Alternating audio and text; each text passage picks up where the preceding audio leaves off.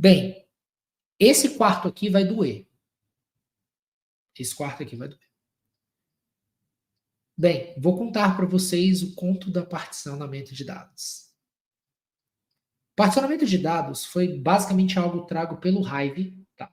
Porque na época, quando você utilizava o HDFS, você tinha alguns problemas de escalabilidade por ser um commodity hardware, por ser um hardware de commodity, você não tinha velocidades específicas, então fazer scanning de dados no ambiente de Lake naquela época era muito caro. Então o que as pessoas faziam? Elas particionavam e colocavam esse metadado dentro do Hive Metastore. Por isso que você já ouviu falar desse nome chamado HNS.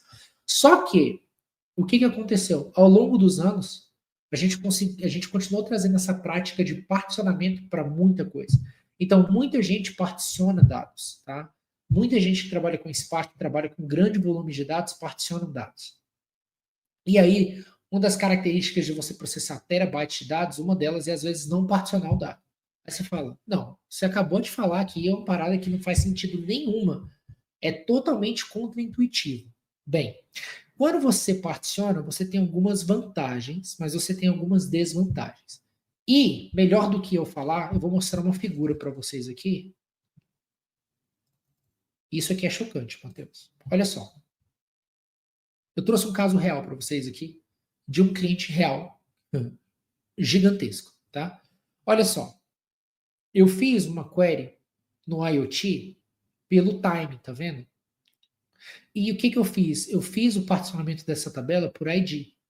Então, quando eu faço uma cláusula where time, o que eu tenho que fazer? Eu tenho que fazer nada mais, nada menos do que 12.500 requisições no storage.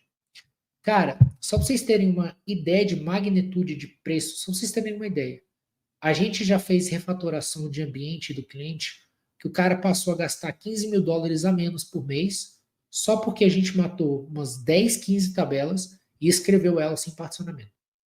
Vocês têm noção do que eu estou falando? A gente está falando de economia de 80, 90 mil reais por mês, só por cortar particionamento. Sim, porque olha só, eu fiz o where clause no time aqui, Matheus. Eu tive que fazer 12.500 requisições para poder acessar esse dado. Por quê? Porque eu particionei ele por ID. Eu não particionei ele por time.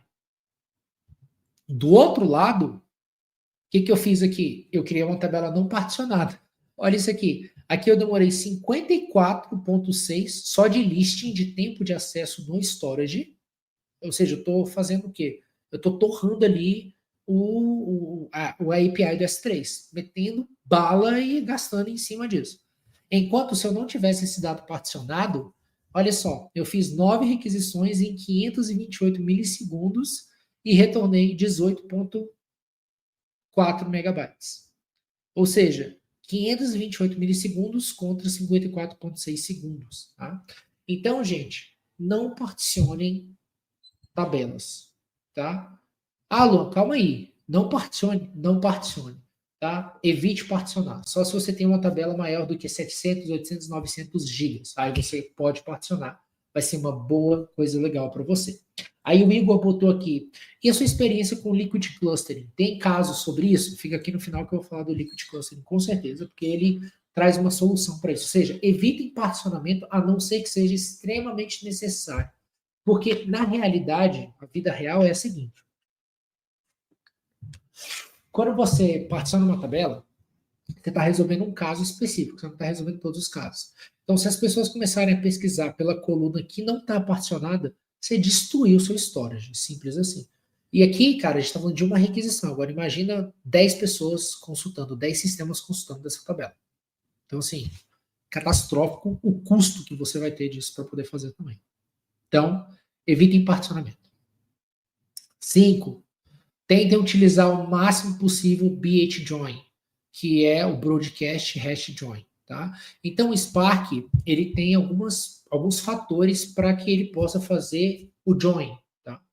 Então, muita gente acha que porque você está utilizando o Spark 3.0, você não precisa mandar hint no Spark. Sim, você pode diminuir. Mas tem casos que você precisa sim, e é interessante você fazer hints no Spark. Isso vai resolver problemas para vocês grotescos por utilizar uma hint, por exemplo. Beleza? Então, por exemplo, o que afeta joins no Spark? tamanho, tá vendo ali, ó, segundo. Tamanho afeta as estatísticas. Olha lá, segundinho. Join hint, você passar uma hint específica para ele. O tipo de join e a forma com que isso é ordenado, tá? Então, olha só que legal aqui. Eu deixei uma cola para vocês, Matheus. Colinha aqui, ó. O tipo de join, qual é a característica e a estratégia que você vai usar, tá? Então, qual é o melhor join que existe no Spark? Broadcast, hash join.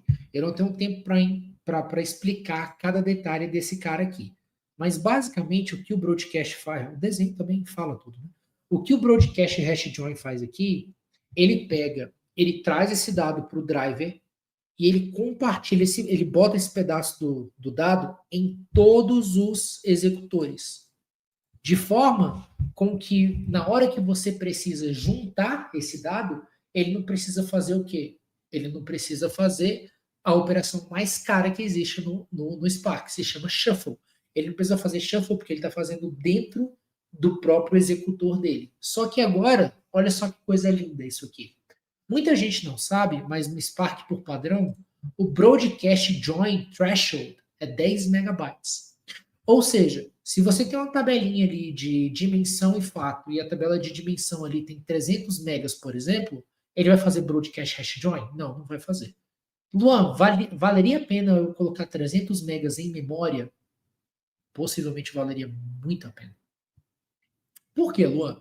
Cara, porque 10 megabytes é um ballpark para você não fazer besteira. Mas você pode setar números maiores. Por quê?